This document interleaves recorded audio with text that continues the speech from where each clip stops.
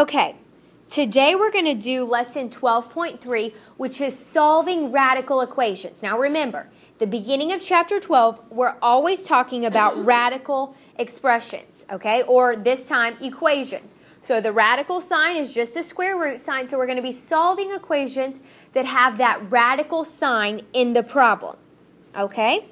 Now, first rule that you have to know before you can solve these is the radical sign always has to be alone on one side of the equation. All the way alone. So this is my suggestion to you. When you first look at your problem, find the radical sign and circle it. Okay? Find the radical sign and circle everything that's underneath it. That way you know that this, whatever I've circled, has to be by itself. So I can easily see, okay, I need to move negative 10. How would I move negative 10 to that side of the equation? Add it. So I add 10, and I get the square root of x equals 10. Now, is the radical sign the only thing on one side of the equation? Yes, so now I can begin to solve. This is exactly what you do, all right? If you noticed, when we moved that 10, it was a negative 10, so I did the opposite, which was adding. Okay, this x right here has the radical sign over top of it. Does anybody know or can make a guess what's the opposite of something, the square root of something? Haley? Square it, exactly. So this is what you do. Is everybody listening? In order to get x by itself, I just need to square it. Whatever I do to one side, I've got to do to the other. So if I square the radical, I've got to square the other side. So I do 10 squared. And this is what happens. Is everybody watching?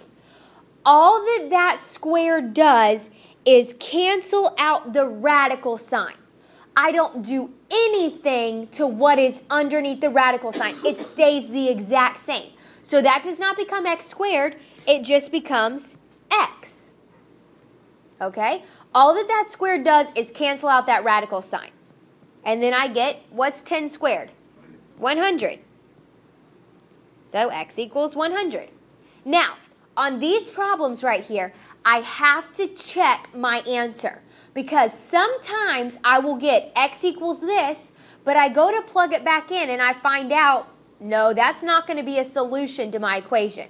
So when that happens, I'm going to have to say that there's no solution. But I've got to check it every single time.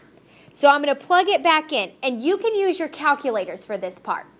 So I have the square root of 100. I put the 100 in there instead of the x. Minus 10 equals 0. Okay, again, you can use your calculator if you want. The square root of 100 is 10. 10 minus 10 equals 0. What's 10 minus 10? 0. So I know that that's going to check out, and my answer is x equals 100. Okay? So this next problem right here. What has to be by itself on one side of the equation, Callie? By itself? Yeah, what has to be by itself? Who can help her out? The radical sign, okay? The radical sign. So I'm going to circle the radical sign so I know, okay, that's got to be by itself, all right? And I need to subtract 5 because this square root of x has got to be by itself, so I subtract 5, okay?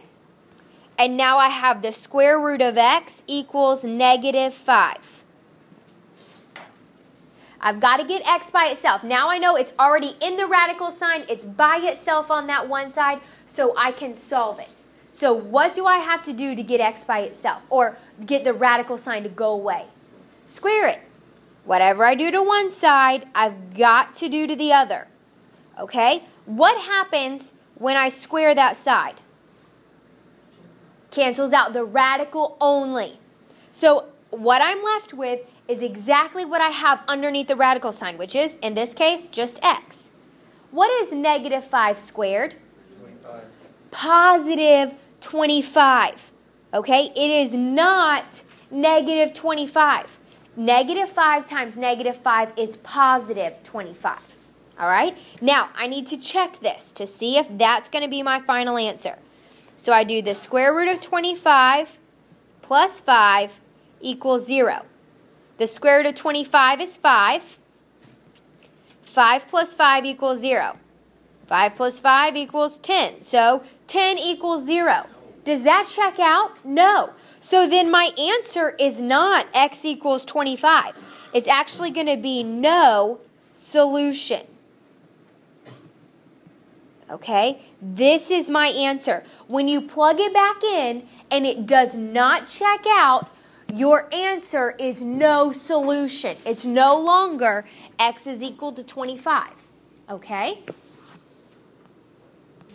Okay, the next example. Again, what has to be by itself on one side? The radical. And let's look at this problem right here. Okay?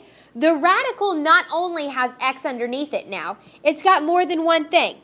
But this is my radical sign. Everything underneath the radical sign has to be by itself. Okay? So what's the only thing I need to move? 3. The 3. So I subtract 3 from both sides, and I get the square root of 2x minus 3 equals 1. Now, how do I get that radical sign to go away? Square it. Now, this is the part where people go, they just get confused, okay? When I square it, what happens to that radical sign? It goes away. Do I do anything to what's underneath the radical? No. It stays 2x minus 3. And then 1 squared is 1. For whatever reason, people always want to make that 4x squared minus 9. No, you don't do anything to what's under the radical. All that square does is make that radical sign cancel out. So now I just solve for x. So I would add 3, and I get 2x is equal to 4. Then what should I do now, Madison? Divide by 2. X equals 2. Now, I need to check it out because it may not be correct. So when you check it out, I've got 2 times 2 because I'm plugging in the 2 instead of the x, minus 3 plus 3 equals 4. What you want to do if you're not using a calculator, you've got to do everything underneath the radical sign first. So 2 times 2 is 4, minus 3 plus 3 equals 4. 4 minus 3 is 1. So the square root of 1 is 1 plus 3 equals 4. This does check out. Okay? All right, so in the next example, I want everyone to circle what's underneath that radical sign. Everybody circle the radical sign on your example.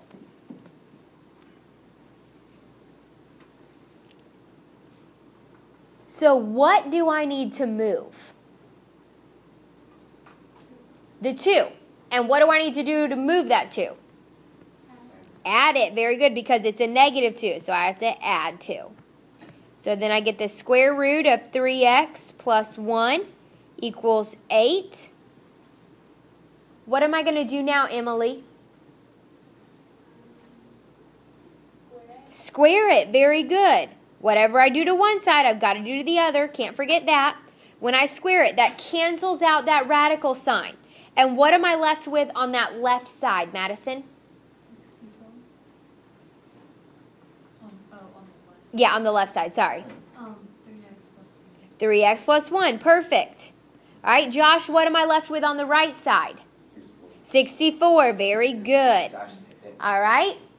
Damien, what should I do now? Subtract 1. And I get 3x equals 63. Cortez, what am I going to do now? Divide by 3. And what does x equal? 21. Now, I need to check it out.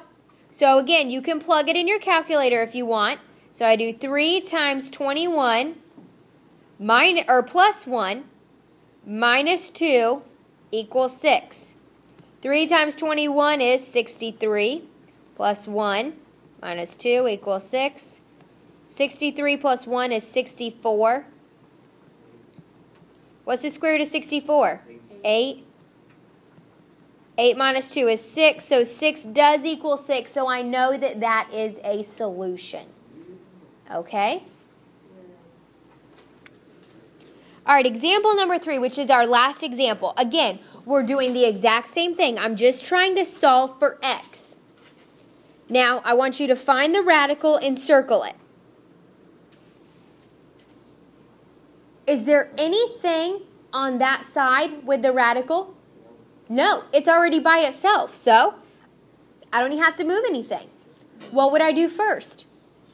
Square it. Whatever I do to one side, I've got to do the other. When I square it, it cancels out that radical sign, and I'm left with 4x minus 3 equals x squared. Okay? Do I have any like terms at all?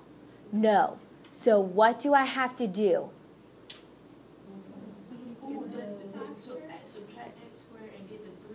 Exactly. I've got to factor it. So I've got to get one side equal to 0. So I subtract 4x, add 3 so that these cancel out and I'm left with 0 over here. And then I have x squared minus 4x plus 3. Okay? So all I did was I moved this stuff basically. Just moved it from one side to the other. Now, does anybody know why I did not move x squared? Because it would have made it a negative x squared, and I don't want to have to deal with that. I always want my x squared to be positive. So if it's on one side of the equation, okay, and it's positive, then I leave it there. All right, now, since one side is equal to 0, I had a lot of people on that test box this in and say, yep, I'm done. Does that tell you what x equals? No, it does not. So I've got to keep going.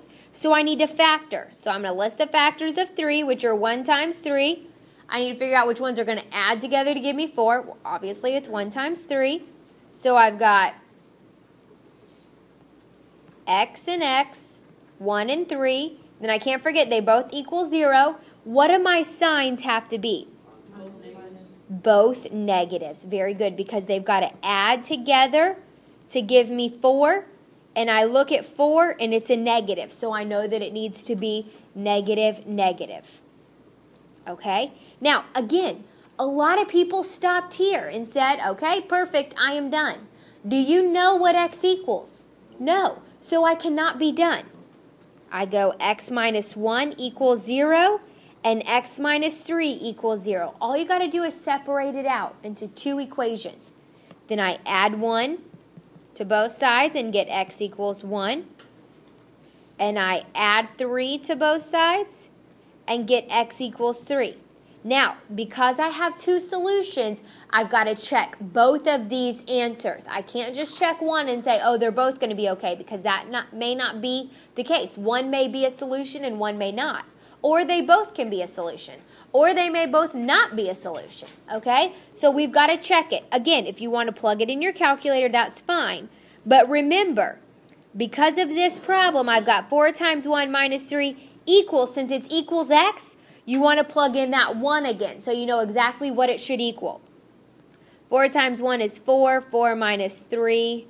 4 minus 3 is 1. So the square root of 1 does equal 1, so I know it checks out. All right, now let's check 3. Square root of 4 times 3 minus 3. Then I do equals 3. 4 times 3 is 12. 12 minus 3 equals 3. Square root of 9 equals 3. And the square root of 9 is 3, so 3 equals 3. So those both did check out. Okay? What do I need to do to this last example first, Josh?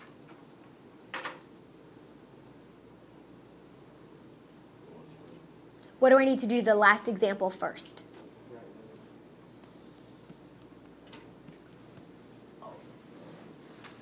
Justin, what'd you say?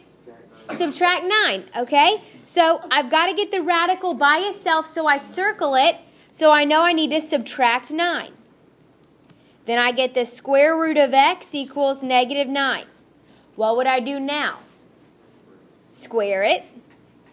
Whatever I do to one side, I've got to do to the other.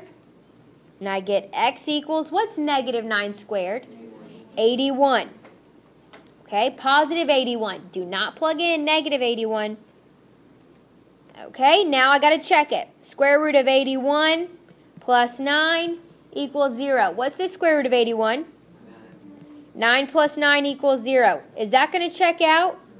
No, because 18 does not equal 0.